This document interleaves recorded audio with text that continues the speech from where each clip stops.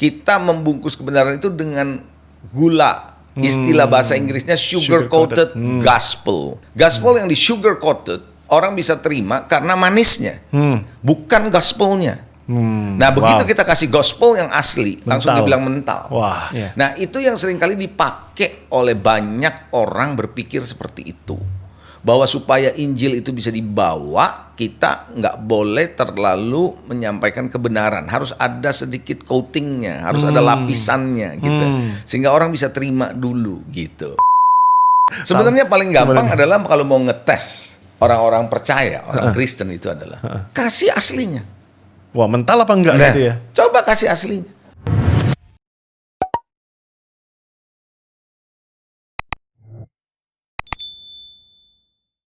Yuk, jumpa lagi di Today's Message Podcast bersama saya Yehuda Lasuardi Octavian Fadli. Kalau ketemu di jalan just call me bro. Oke, so hari ini kita ditemenin dengan narasumber yang wow banget ya.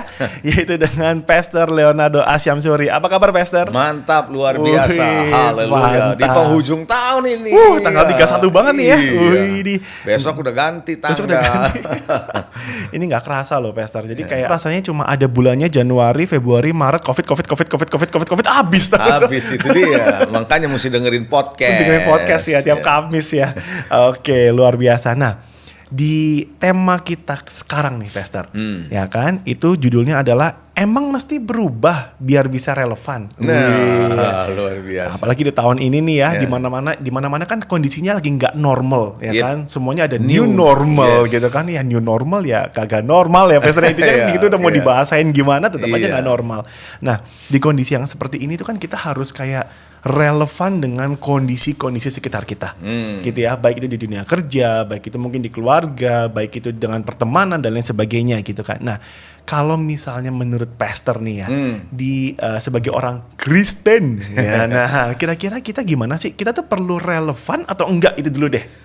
Nah, ini kata relevan adalah sebuah kata magic yang banyak dipakai di setiap generasi sebenarnya. Karena kalau kita menjadi takut kalau disebut nggak relevan. Kalau kita disebut nggak relevan artinya kita dianggap outdated. Kita dianggap keluar jalur. Kita dianggap nggak in. Jadi banyak orang ketakutan kalau dianggap tidak relevan. Makanya setiap orang berupaya untuk relevan. Nah, yang menjadi pertanyaan sebagai kita orang Kristen ini, yang disebut relevan itu apa sebenarnya? Relevannya itu yang mana gitu, ya kan? Apakah kita relevan kepada manusia dan dunia ini, atau kita relevan kepada kebenaran? Ini adalah dua hal yang berbeda. Masalahnya gitu. Dari waktu ke waktu, mulai dari zaman saya bertobat sampai sekarang, semua pertanyaannya itu relevan. Makanya di teologi ada yang namanya teologi kontekstual. Adalah teologi untuk bisa kita relevan, kan begitu. Nah, cuma persoalannya relevannya gimana? Relevan sama orang dunia ini atau relevan sama kebenaran? Nah, jadi relevannya itu bukan masalah. Yang masalah itu relevan ke siapa, dengan apa gitu kan Pastor ya. Nah, yang relevan itu kalau misalnya contohnya aja deh, kita itu kan lagi lah kalau di gereja kita itu kan sekeliling kita kan anak Tuhan semua ya, di kawanan domba gitu kan ya. Nah, kalau kita siapa tahu ada serigala di tengah-tengah. Kadang-kadang domba lebih serem daripada serigala. Jadi kita itu pada saat keluar dari gereja, mungkin kehidupan kita sehari-hari lah, baik itu kerjaan dan lain sebagainya. Biasanya kan serigala berbulu domba. Nah, tapi kita itu kadang-kadang di tempat kerja itu kita domba berbulu serigala nih. Nah, supaya kita relevan gitu loh. Gimana ya? Kalau gitu gimana, Pastor? Menarik kalau kita ngomong relevan. Ini adalah perkataan yang sering saya renungkan dari waktu ke waktu. Akhirnya dapatlah satu pengertian begini. Kita mesti melihat kan mengacunya semua kepada Kristus toh. Kalau nggak mengacu sama Kristus ya kita mau kemana dasarnya, kan begitu. Nah, balik lagi kita melihat selama Yesus di bumi ini, apakah dia mencoba untuk relevan dengan dunia ini, dengan orang di sekitar? Nah, apakah dia justru mencoba untuk relevan dengan kebenaran yang dia bawa, yang dia mau bangun, gitu? Karena kalau kita bicara dia harus relevan untuk bisa diterima, Injil yang dia bawa, kebenaran yang dia bawa untuk bisa diterima, rasanya nggak mungkin dia ngomong kasar sama orang Farisi. Betul sih. Kalau dia kasar sama orang Farisi, itu artinya dia menutup pintu untuk orang Farisi terima kebenaran. Sebenarnya kan begitu. Nah, itu yang seringkali dipakai oleh banyak orang berpikir seperti itu. Bahwa supaya Injil itu bisa dibawa, kita nggak boleh terlalu menyampaikan kebenaran. Harus ada sedikit coatingnya, harus ada lapisannya gitu. Sehingga orang bisa terima dulu gitu. Bahasanya kan begitu. Tapi kalau saya melihat Yesus nggak begitu tuh. Kalau kita melihat. Coba lihat bagaimana ketika dia mengajarkan tentang dia adalah roti yang turun dari surga. Begitu dia sebenarnya kan kalau mau dibilang kan dia adalah Tuhan. Kata-kata dia bisa bagus lah, jago lah, namanya Tuhan, dia kan. Dia bisa dengan kata-kata yang lebih manis, lebih kata-kata yang bisa lebih diterima. Bisa kalau dia mau. Tapi dia ngomong loh bahwa seperti apa adanya. Akibat dia ngomong, banyak orang mundur termasuk murid. Sampai Yesus sendiri ngomong, apakah kamu juga mau meninggalkan aku, Petrus? Nah, artinya apa? Kita ini perlu waspada dan hati-hati. Jangan terbawa dengan kata relevan. Demi kata relevan, kita mencoba untuk membungkus kebenaran untuk bisa diterima sama orang yang akibatnya kita membungkus kebenaran itu dengan gula. Istilah bahasa Inggrisnya sugar coated gospel. Dan itu mulai dari zaman dulu saya baru bertobat. Mungkin sebelum saya juga sudah ada. Tapi dari generasi ke generasi berbeda. Gitu. Ambil contoh. Kalau kita minum kopi. Ya kan? Saya ini punya family, salah satu family dari my mom. Itu jago katanya minum kopi. Ngopinya tuh pokoknya dia mesti kopi begitu. Sampai ketemu suatu ketika dengan kita disuguhin kopi di dalam satu pertemuan, kopinya benar-benar pure kopi. Ya kalau minum kopi kan zaman sekarang di kafe-kafe ya black coffee gitu kan, without sugar. Nggak ada gulanya. Dia minum tuh kopi, dia bilang, aduh ini kopi pahit amat katanya gitu. Jadi kita tanya, selama ini lo minum kopi apa? Jadi dia pakai gulanya banyak. Nah, jadi begini. Ketika kopi dikasih gula yang banyak, orang bisa terima itu kopi. But that is not the real coffee. Nah, begitu kita kasih real coffee, dia langsung tolak. Dia bilang bahwa ini pahit. That's the things dengan gospel. Gospel yang di sugar coated, orang bisa terima karena manisnya, bukan gospelnya. Nah, begitu kita kasih gospel yang asli, langsung dibilang mental. Nah, ini yang menurut saya pada akhirnya kenapa orang nggak bisa dimuridkan lagi di hari-hari ini. Karena kepengen cari sesuatu yang bisa diterima dengan sugar coated ini. Nah, itu sama halnya kalau dikasih contoh lagi adalah popcorn. Kita kalau makan popcorn rasa keju. Ada orang bilang, saya nggak suka keju. Lu coba nih popcorn rasa keju, dia makan, oke nih, gue bisa doyan keju. Kenapa? Karena kadar kejunya nggak seperti keju aslinya. Keju micin itu ya? Kejunya lain. It's just a flavor. Nah, sekarang berapa banyak, ya kan, khotbah-khotbah atau pengajaran atau kebenaran hanya ada flavor Jesus flavor. Cuman hanya ada rasa Yesus, tapi nggak ada Yesusnya. Makanya orang yang suka makan popcorn rasa keju, dia pikir dia doyan keju. Begitu dikasih keju, kok keju kayak begini rasanya? Asin gitu. Kok begini baunya? Gitu. Nah, kenapa? Karena dikemasnya begitu. Nah, sekarang kita mau bawa orang kemana? Relevant to the truth or relevant to the people's opinion? Gitu. Makanya Yesus kan tanya juga kepada murid-muridnya, menurut kata orang siapa aku? Relevannya kemana? Gitu. That's the thing. Makanya penting di akhir tahun ini kita pikirkan baik-baik. Gitu. Wah, ini berarti perlu ada kayak quotations ya, quotes yang bisa langsung di-post aja nih sama semuanya dia di Instagram. Mau Yesus asli atau Yesus micin? Gitu kan. Gitu kan. Nah, cuma nggak tahu ya. Tadi kan Pastor ngeluarin beberapa ayat ya, tapi ada kayak satu yang kepikiran gitu ya. Maksudnya, oke lah, betul. At some point Tuhan Yesus itu tidak berusaha berubah untuk hal yang untuk menjadi relevan, gitu kan ya. Maksudnya nggak men-sugar coatingin apa yang dia omongin lah, seperti itu. Nah, tapi kan ada tertulis juga nih yang dari Rasul Paulus, gitu kan. Di tengah-tengah orang Yahudi, aku seperti orang Yahudi. Di tengah-tengah orang Yunani, seperti orang Yunani. Tengah-tengah orang Jawa, jadi orang Jawa. Tengah orang Batak, jadi Batak. Gimana ya, Paulus sudah sempat ke Jawa Batak. Anyway, jadi maksudnya itu bukannya berubah-ubah nih Paulus nih.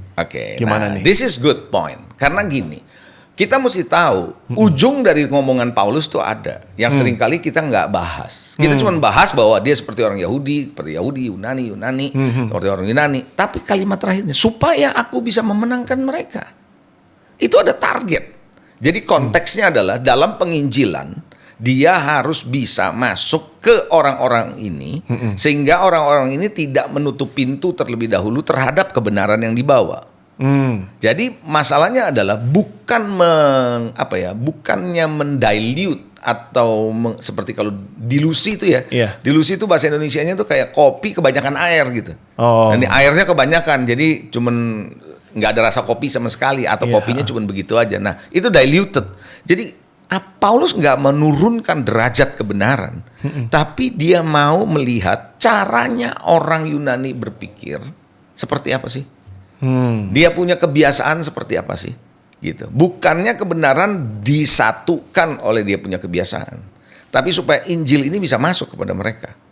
Tujuannya kan begitu. Oke, tapi kalau kayak gitu, kayak si Paulus tadi, apakah itu dia nggak membawa Injil itu dalam kemasan kayak di sugar coated itu juga nih? Nah sugar coated yang dimaksud adalah kebenaran itu dicampur dengan sesuatu yang bisa di-enjoy sama orang. Tapi bukan betul-betul kebenarannya yang diberikan. Seperti tadi, kopi, kalau kita kasih kopinya, kepahitan dia. Iya kan? Pahit dia jadinya. Dia bilang, saya nggak bisa minum kopi. Sama, Yesus itu kalau mengajar, itu kan juga kebenaran yang dia berikan, apa adanya dia berikan. Betul. Iya kan? Bahkan ada yang bisa terima, ada yang nggak bisa terima. Nah, kan masalahnya kayak seperti itu. Nah, di dalam konteks kebudayaan, gini loh, prinsipnya gini, bahwa kita perlu relevan dalam kaitan gini. Sekarang ini kan orang-orang banyak memakai teknologi. Bukan berarti teknologi nggak bisa dipakai. Betul. Kita harus pakai. Tapi waktu kita menyajikan teknologi itu, kita menyajikan kebenaran. Contoh. Kalau saya dagang makanan kesehatan, apakah saya sekarang di era teknologi nggak mau pakai teknologi? Saya harus pakai teknologi dong. Betul. Kalau supaya produk saya bisa dikenal sama orang. Iya kan? Nah, ketika saya pakai teknologi, maka baik teknologi bagian fotografinya, penyajiannya, dan seterusnya, makanan sehat ini harus disajikan. Betul. Nah, orang lihat gambarnya bagus, kayaknya enak nih makanan, dibelilah. Begitu dimakan, kok kagak enak? Karena banyak makanan kesehatan yang tidak enak dirasa. Betul. Iya kan? Walaupun yang fotonya bagus, yang motret Agung ya. Bagus. Ya kan? Nah, jadi rasanya belum tentu enak. Iya. Ada banyak makanan yang enak nggak sehat. Tapi seringkali terjadi justru sebaliknya, makanan sehat nggak enak. Betul sih. Iya kan? Sering. Nah, tapi kalau dilihat fotonya kan bagus. Begitu dimakan nggak enak. Nah, pertanyaannya, apakah orang akan beli lagi atau enggak? Kan belum tahu. Nah, supaya makanannya, kalau nanti biar makanan kesehatan saya bisa diterima oleh orang lain, saya tambahin dikit gula, udah jadi nggak sehat. Oh iya betul, micin lagi. Udah nggak jadi nggak sehat. Nah, yang mana nih? Jadi yang kita rubah yang mana, yang nggak berubah tuh yang mana? Nah, kan begitu. Iya kan? Caranya menyajikan mungkin bisa berubah. Tapi isinya nggak boleh berubah dong. Betul. Mungkin kayak misalnya kurang mateng atau jadi nggak enak misalnya gitu ya. Itu masih oke lah. Tapi kalau tambahin micin dan lain segala nggak oke ya. Nah itu dia. Oke, berarti ini benar dong kata-kata seperti ini ya. Kadang-kadang kita itu melapisi atau mencampur kebenaran dengan kebaikan. Karena kebaikan pasti bisa diterima orang. Betul. Tapi kebenaran belum tentu bisa diterima orang. Betul. Seperti itu kan. Oke. Jadi ini menarik banget ya. Berarti di awal tadi kan kita pertama banget mempermasalahkan kata-kata relevan, ya kan? Tapi sebetulnya bukan relevannya yang bermasalah, tapi relevan ke siapa, gitu kan? Nah, setelah kita memutuskan relevan ke Tuhan, nah ada lagi nih, for some extent kita boleh relevan dong untuk bisa masuk untuk bisa masuk ke kalangan, tapi core values-nya nggak boleh berubah, begitu kan, Pastor ya? Oke, wow. Nah, mungkin saya bisa lanjutkan seperti yang tadi kamu bilang, orang Yunani bagaimana? Ya, gimana gitu tuh? Ya. Jadi gini. Kalau memasukkan Injil, kebenaran, kepada anak-anak yang usianya 10 tahun, nggak bisa sama loh memasukkan Injil yang sama ke orang yang sudah dewasa. Cara berpikirnya kan beda. Betul. Nah itu yang Paulus lagi ngomong. Iya betul. Tapi waktu kita ngomong ke anak yang 10 tahun, esensi kebenarannya harus diterima di pikiran mereka. nggak boleh dikurangin. Ya. Kayak gitu. Jadi values-nya kalau Yesus itu Tuhan, ke anak 10 tahun Yesus itu Tuhan. Betul. Ke umur 50 tahun Yesus itu Tuhan. Iya, gitu cuman bahasanya harus dibedain dong. Betul. Gitu loh. Tapi nggak boleh esensinya jadi seolah-olah anak kecil yang penting seumur dia belum ngerti lah gitu. Iya. Lalu kita ya sama ke anak-anak kalau mengajarkan sex education ke anak-anak kecil kan zaman dulu kan kamu nggak perlu tahu. Iya, Nah betul. sekarang kan beda. Betul. Tapi dalam porsi mereka. Iya. Kan gitu. Wow, that's a good one. Iya. Oke, luar biasa ya. Jadi di sini yang saya tangkap itu adalah intinya core values-nya, nilainya, kebenarannya itu tidak boleh dicampur adukan dengan sugar-sugarnya ya, Yes. dengan kebaikannya, dengan kemasan. Jadi biarlah kemasan menjadi kemasan, tapi isi tetaplah isi. Seperti itu ya. Nanti kalau misalnya kayak permen dikasih plastik dipanasin, plastik kan nempel di permen jadi nggak sehat ya permennya. Walaupun permen juga nggak sehat di awalnya sih anyway. Sebenarnya paling gampang adalah kalau mau ngetes orang-orang percaya, orang Kristen itu adalah kasih aslinya. Wah, mental apa enggak gitu ya? Coba kasih aslinya. Dia bilang, wah gue doyan nih popcorn keju, kasih kejunya coba. Atau kasih jagung mentahnya aja gimana? Coba gimana? Oh, Jagung gitu ya. mentah ya siapa juga nggak doyan lah tuh. Emang ayam gitu. Oke. Ya kan, kita kasih kejunya coba. Aduh kayak nggak bisa. Nah berarti belum dia di level itu. Iya kan? Makanya kadang-kadang kebenaran itu susah diterima. Iya betul. Susah diterima. Karena kalau Paulus dia bilang di antara Yahudi dan kembali lagi ke tadi yang mau ngomong. Dia makanya pernah menegur Petrus loh. Kenapa Petrus nih? Kenapa Petrus kamu itu jadi munafik? Di antara orang bersunat kamu ngomong kayak begini, tapi begitu keluar, jadi kayaknya kamu nih menimbulkan kebenaran itu jadi nggak bener gitu. Betul. Jadi kalau di depan orang Yahudi, kayak orang Yahudi ngomongnya kayak nggak mau pro sana gitu ya. Itu kan jadi kan kamu nggak berani straight dengan kebenaran gitu. Iya betul. Wah ini memang Petrus sering kebawa suasana emang. Terbawa suasana nih emang dia kadang-kadang kayak gitu. Itu dia. Oke, nah sekarang kita bawa ke arah yang lebih dalam lagi nih Pastor. Oke, jadi kan ada at some point kita boleh dong berubah untuk menjadi relevan. Kalau nggak kita nggak diterima sama sekali, gitu kayaknya. Untuk packagingnya lah, gitu ya. Bukan masalah values ya. Tadi kita udah agree dengan itu ya.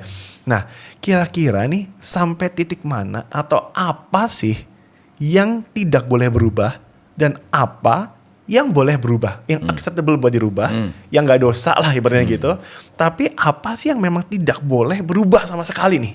Nah, itu bisa di-elaborate nggak, Sebelum saya jawab ini, penting untuk para pemirsa semua juga yang mengikuti podcast ini untuk memperhatikan baik-baik.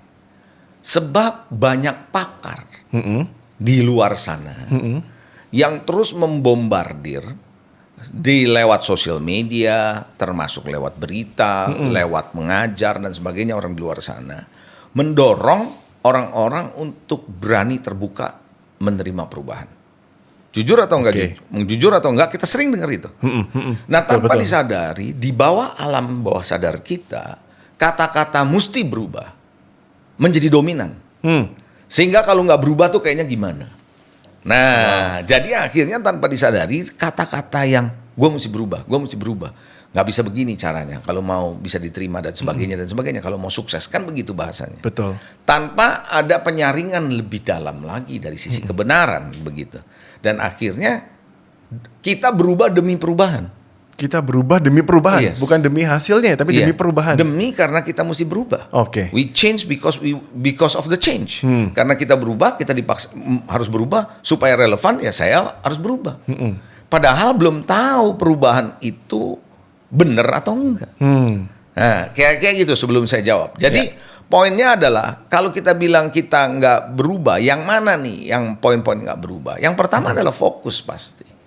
Jangan pernah kita fokus berubah ke dalam hidup ini bahwa fokus kita adalah Tuhan. Fokus kita adalah janji-janji Tuhan. Fokus kita adalah menghidupi kebenaran. Itu nggak boleh berubah. Nah, seperti kemarin di Natalan saya bicara karena Dia, tema khotbah tentang karena Dia. Nah, karena Dia kita mesti tahu kita melakukan segala sesuatu fokusnya adalah kepada Tuhan. Karena semua dari Dia dan kita berikan kepada Dia. Jadi kita mesti fokusnya ke Tuhan gitu. Nah, karena itu kalau kita nggak melihat ini sebagai fokus kita kepada Tuhan, seperti Yesus waktu di atas muka bumi ini fokusnya kepada Bapaknya. Apa yang tugaskan kepada Bapaknya, kepada Dia, makanya Dia bisa menyampaikan kebenaran yang ada. Nggak berubah Dia. Fokus kita terhadap Tuhan, fokus kita kepada janji Tuhan jangan berubah. Hanya karena harta, hanya karena kita kepengen terkenal dan supaya diterima, gitu ya. Karena ada orang misalnya gini, kita punya profesi tertentu, mau dikenal, mau terkenal. Kita lupa bahwasanya kita fokus adalah Tuhan dan janji-janji Tuhan. Sehingga kalau kita disuruh kata sambutan, kita nggak berani ngomong Yesus misalnya. Gitu misalnya. Kita nggak berani menyatakan diri kita bahwa siapa kita.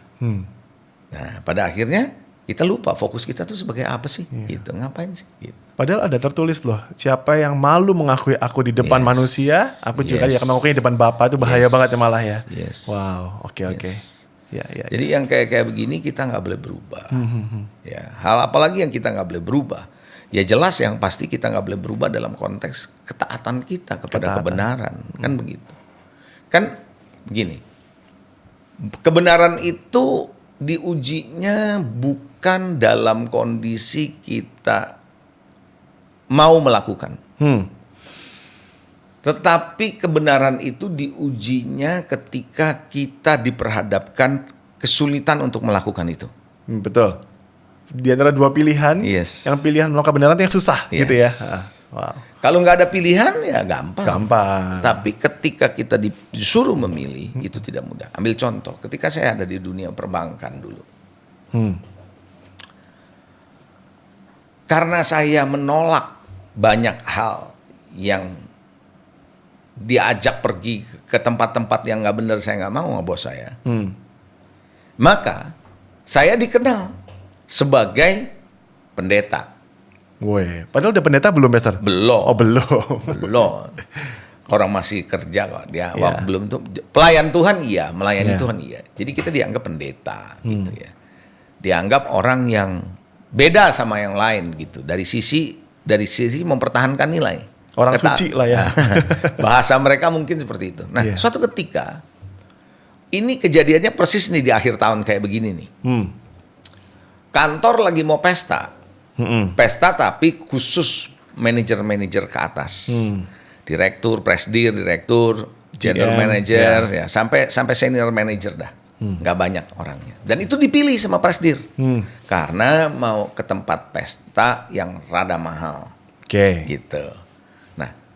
Dan ternyata di tengah mau di pesta itu ada hal-hal yang nggak bener lah. Ada pokoknya ya saya nggak usah sebut di sini. Ada hal-hal yang nggak bener. Nah bos saya, presdir saya bilang begini sama salah satu teman saya, lu jangan pernah ngomong ajak ini sama si Leo. Nanti kita ditengking ya. Dia bilang, lu jangan ajak dia. Udah biarin aja dia nggak. Lu nggak usah ajak dia deh. Gitu. Percuma dia juga nggak mau ikut dan lu nggak usah kasih tahu. Gitu. Nah saya tahunya setelah belakangan. Setelah selesai semua acara. Oke. Nah, kenapa bisa begitu? Karena mereka tahu bahwa kita stand bahwa ini adalah kebenaran. Tapi pada saat itu tuh perasaan pastor kayak kok nggak diajak nih, padahal aku juga manajer buff loh, senior manager kita, ada perasaan gitu nggak? Saya nggak ada. Malah bangga nggak sih? Nggak bangga juga enggak. Dibilang biasa aja. Oke. Ya walaupun saya pikir ya oke lah, karena mereka pesta belum tentu juga saya perlu, ya udah. Gitu. Dan setelah tahun depannya baru saya tahu, ada yang cerita mereka begini. Gila, untung. Nah, untung kan gitu. Untung nggak diajak ya. Untung ya. Wow. Nah, jadi gini, kalau kita mempertahankan values, orang kenal siapa kita. Nah, kalau kita dikenal, pilihannya cuma dua kan, bahwa kita dikucilkan atau kita dihargai. Betul. Iya dong. Kita dikucilkan atau kita dihargai. Nih ambil contoh lagi nih soal ketaatan kepada kebenaran. Ini bukan saya, tapi ini sahabat. Sahabat saya adalah orang Kristen juga, bukan pendeta, orang Kristen, cukup taat. Ya toh. Tapi dia sekarang, dia meninggal lebih muda jadinya, dia sudah meninggal sekarang. Dia cerita sama saya karena dia tahu saya kemudian jadi pendeta. Dia bilang begini, Leo, saya punya kesaksian saya mau bagi sama kamu. Apa? Ajarin katanya kepada orang-orang Kristen, pengusaha, jangan takut untuk berjalan dalam kebenaran. Oke, lu ngomong apa sih? Saya tanya gitu. Coba jelasin. Ngomong apa sih? Coba jelasin. Nah, terus akhirnya dia bilang gini. Dia ini importir dari Korea, importir barang heavy duty lah, barang-barang dan berhasil, bisnisnya berhasil. Nah, suatu ketika didatangilah oleh prinsipal di sana, dan prinsipal itu minta di-entertain. Dia minta di-entertain. Dia minta di-entertain, biasa di-entertain kan, betul, jalan betul. apa. Nah, salah satu entertain yang dia minta adalah ladies, perempuan. Aduh, biasa banget nih udah. Ya. Nah, terus teman saya sebagai anak Tuhan diminta temenin. Waduh, ini dia pusing juga nih. Temenin atau enggak? Ini dia sendiri cerita sama saya. Terus kamu ngapain? Wah, ini pusing loh, dia bilang. Akhirnya dia bilang gini, sorry, I cannot. Saya nggak bisa. Kalau kamu mau ngajak saya ke situ. Ya, tapi kalau kamu mau pergi sendiri, kamu mau perlu duit, saya bisa kasih. Tapi saya nggak bakal temenin kamu. Gitu, nggak bisa. It's against my conscience. Dia nggak ngomong against my faith. Bukan melawan iman, tapi melawan hati nurani saya. Saya punya values. Gitu. Akhirnya udah. Nah, rencananya tadinya kalau nggak salah tuh orang prinsipalnya mau 5 hari kalau nggak salah di Jakarta. Akhirnya di shortcut tinggal 2 hari. Karena dia kecewa. Gara-gara itu. Gitu. Salah satunya karena entertain malam hari dia banyak nggak mau ikut. Minum apa dia nggak mau. Jadi akhirnya dia shortcut. Jadi dia marah. Dia pulang, ternyata dia dapat email. Bukan, waktu itu belum ada email ya. Surat. Jadi dia bilang bahwa saya nggak pernah ngalamin seperti begini. Gitu. Seminggu kemudian kalau nggak salah, saya nggak pernah ngalamin begini di treatmentnya di negara-negara lain. Tapi setelah kami renungkan 1 minggu ini, saya malah menghargai kamu. Wow. Kenapa saya menghargai kamu? Berarti kamu punya nilai positif dalam berbisnis. Karena itu kamu bisa dipercaya. Wow. Dia bilang gitu. Nah, akhirnya apa? Dia bilang sekarang kamu mau ambil barang dari saya. Utang mau 3 bulan, mau 6 bulan. Luar biasa itu. Dan akhirnya apa? Dia ambil barangnya. Dia dagang, dia makin gede, tapi dia tetap bayar. Konsisten. Jadi orang itu melihat integritas, dia lihat values kita, karena kita taat. Nah, itu menurut saya relevan to the truth. The truth will set you free. Iya, wow, luar biasa. Jadi ini kayak relevan terhadap dunia dan relevan terhadap Tuhan. Itu at some point itu nggak bisa berjalan bersama-sama ya. Yes. Pasti ada bertolak belakang. Ada. Siapa yang menjadi sahabat dunia nggak bisa jadi sahabat Tuhan. Seperti itu ya berarti ya. Wow. Satu titik akan ada seperti itu. Ada bentrokan. Gitu. Wow, oke. Wah, luar biasa banget sih. Kalau tadi tuh, apakah pasti selalu kalau kita berdiri di atas kebenaran, pasti malah dapat deal seperti itu, dapat hal-hal yang bagus. Maksudnya kan kadang-kadang kan, kadang-kadang kita tuh bisa berpikir gini nih, wah udahlah kita mau berdiri di atas kebenaran, nanti juga Tuhan bantulah. Nanti kan pasti kan. Ya itu kayak ceritanya Senior Pastor yang tanggal 31 podcastnya sama Yehu yang ganteng itu. Panjang, sugar coated dia panjang. Bilang katanya pas itu ada temennya itu kan, kalau kita tetap stay di atas kebenaran kita malah dapet deal gitu. Aku juga mesti di atas kebenaran lah. Apa mesti seperti itu? Oke. Pertanyaan yang menarik dan pada dasarnya pertanyaan yang perlu diketahui sih oleh semua orang. Karena begini. Apakah dengan berdiri di atas kebenaran Sadrak, Mesak, Abednego tidak masuk dapur perapian? Nah. Apakah dengan berdiri di atas kebenaran bahwa Daniel tidak masuk ke gua singa? Yesus gak disalib. Kan gitu. Ya. Nah, kita bilang, oh iya Daniel masuk gua singa tapi dimerdekakan. Masuk ke gua dapur perapian keluar. Tapi Yesus enggak tuh. Iya. Mati di atas kayu salib. Betul. Enggak datang malaikat menyelamatkan dia. Nah, kan gitu. Tetapi yang menarik adalah Sadrak, Mesak, Abednego yang bilang, Tuhan yang aku sembah bisa nolong aku kok. Tapi seandainya tidak, aku tidak akan menyembah patung ini. Wow. Artinya dia tahu ada kemungkinan Tuhan tidak turun tangan. Tapi dia tetap relevan kepada kebenaran. Kalau kita baca lagi di Ibrani pasal 11, itu daftar orang beriman. Tapi Alkitab jelas mengatakan mereka tidak menerima apa yang dijanjikan oleh Tuhan kepada mereka. Betul. Kenapa? Hidup mereka ada yang digergaji, hidup mereka ada yang kepalanya digergaji, ada yang dibuang ke dalam goa. Mereka tidak menerima apa yang dijanjikan. Nah, artinya iman itu, kebenaran itu memerdekakan kita dari ikatan dunia ini. Memerdekakan kita dari hidup yang tidak kekal itu. Ya. Tapi memerdekakan kita untuk hidup di dalam kebenaran. Memerdekakan kita hidup di dalam kekekalan. Maut tidak menguasai kita. Ya. Nah, bukan lagi berkaitan dengan harta, posisi, Betul. dan seterusnya. Kan kayak gitu. Ini yang poin terakhir ini raw-nya dari kebenaran nih. Bisa pada terima atau enggak gitu kan ya. Karena ini memang yang bukan Yesus micin gitu. Ini memang kebenaran gitu ya.